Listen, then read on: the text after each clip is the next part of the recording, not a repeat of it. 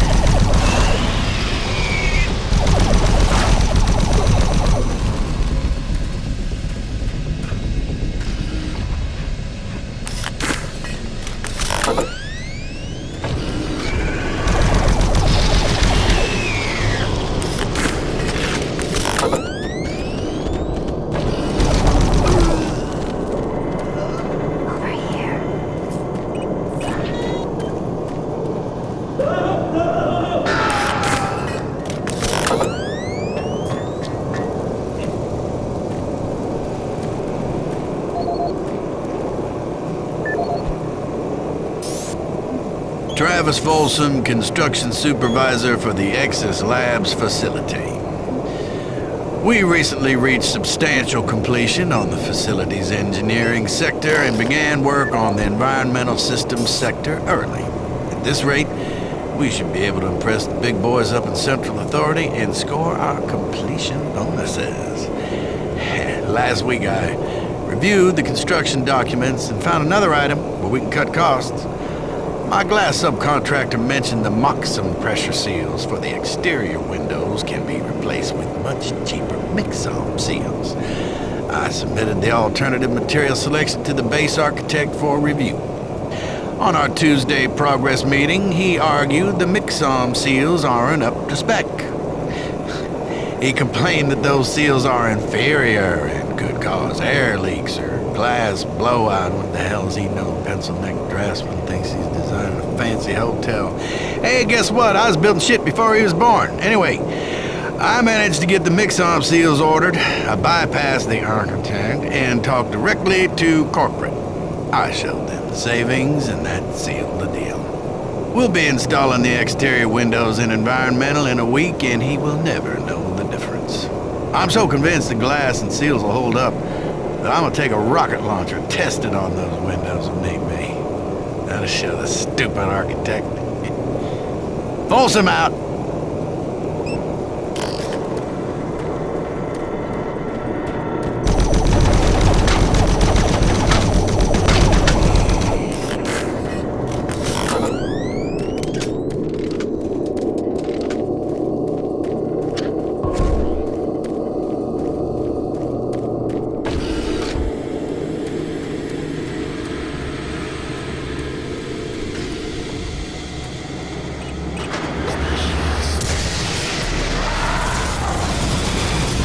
Environmental breach detected. Please activate emergency shutters.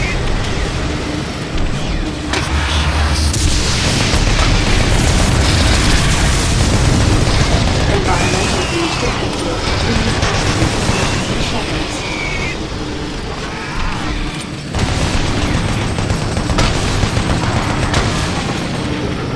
Environmental breach detected. Please activate emergency shutters.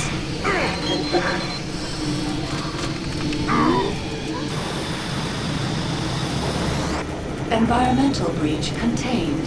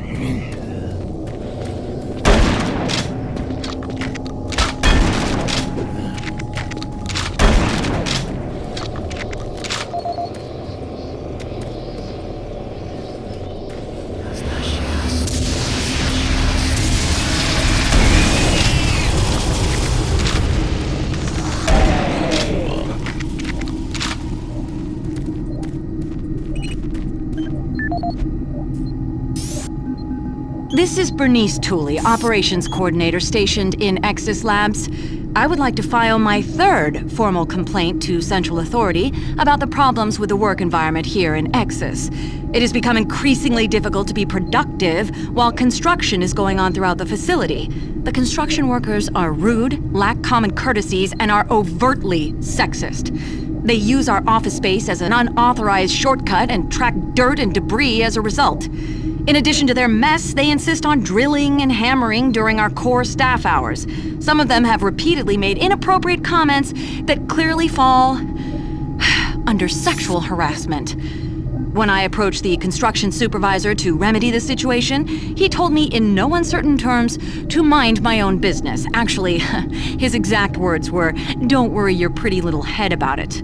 We are already on edge with the unexplained events occurring around the facility, and to add this insult to our tight schedule is too much to bear.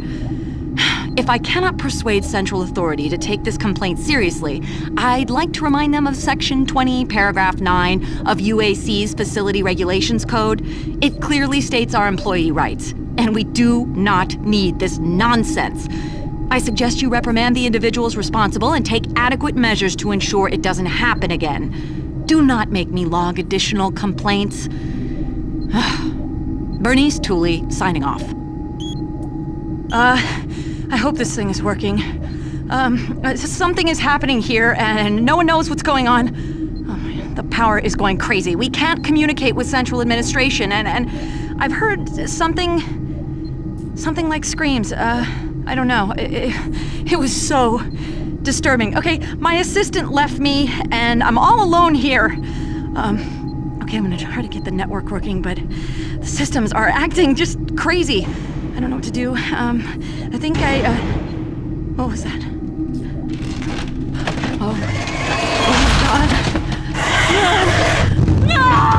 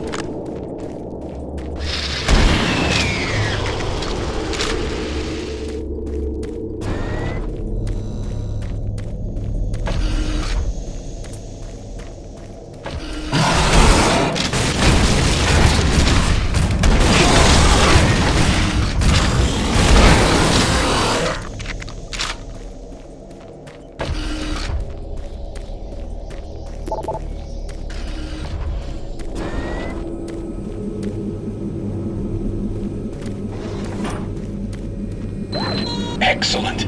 You're back. The inducer is working perfectly, and the teleporter is ready for transport. Here's the situation. There's a teleporter outpost in the other dimension, and it's still operational. It's very powerful, and it has a range that could lead those demons all the way to Earth. I would disable it myself, but it requires 2 people to do it. One person at the outpost to initiate the teleporter, and another person here to transmit a power surge to destroy it. I know it's a lot to ask, But you'll need to go to the other dimension, find the remote outpost, and initiate the startup sequence. You're our only hope of defeating this evil. I've got the teleporter ready to go. All you need to do is go into the chamber and initiate the sequence. I'll handle the rest from here. But before you go, I want to give you my personal account of what happened here. It explains everything. The advanced teleporter, how the madness started, everything. It's over there on the console. Please take it. The world needs to know the truth. And good luck.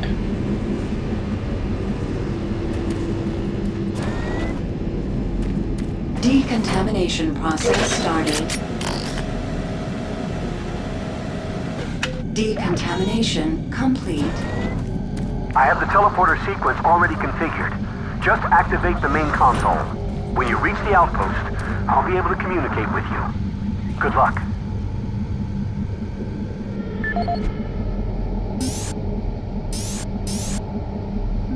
My name is Dr. Richard Myers, and I'm a research specialist stationed in Exis Labs. I don't know who'll be hearing this, but I wanted to alert someone of the disaster at Mars City. What has been unleashed across this base is an unimaginable evil, and we only have a slight chance of stopping it. The research I participated in was the next step in teleportation. To give context to my research, back in 2115, UAC researchers discovered an ancient Martian civilization. At the Urbis dig site, they found a Martian teleportation device. It was non-functional, and all attempts to start it proved fruitless. It took many years, but the researchers managed to learn enough from the device and other wall carvings to reverse engineer it. The first prototype teleporter, codenamed Project Mercury, was built in Delta Labs and became operational in 2139.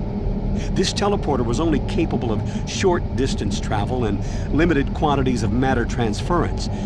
It could only teleport a single test subject, small animals and chimps usually, across a room. Once testing intensified and technical data increased, we were able to fabricate more powerful teleporters. In Delta Labs Sector 3, Project Gemini managed to increase teleportation across greater distances. In addition to the increased range, we found we could begin transporting human-sized subjects. It was during this stage we began to see the effects of opening up these portals to that strange dimension.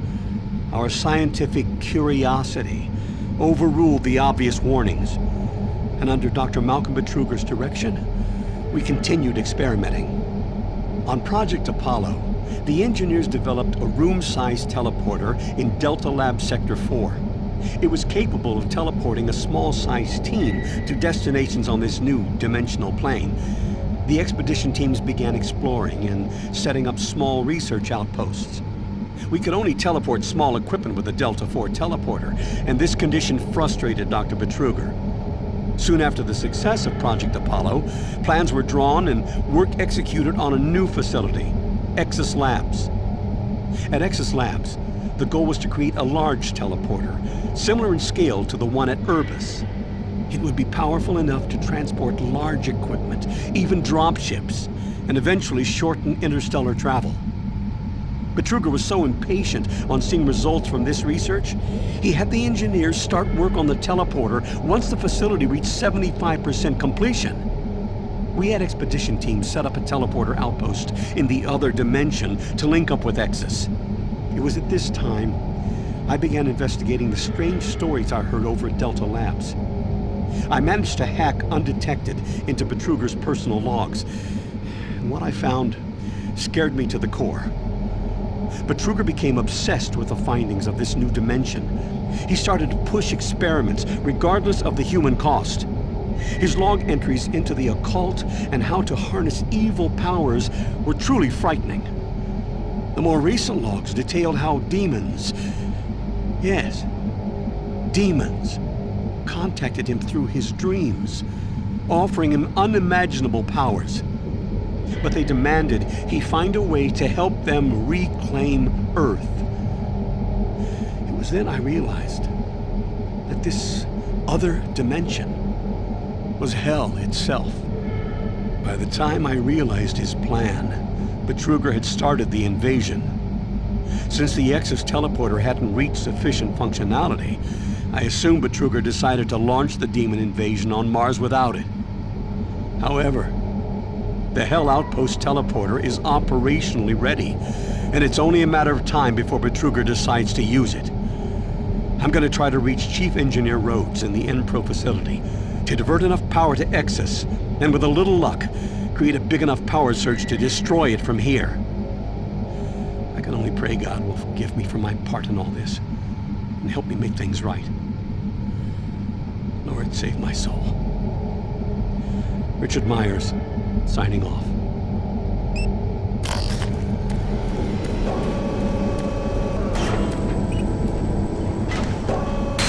Systems activated. Teleportation will commence in T-minus 3, 2, 1.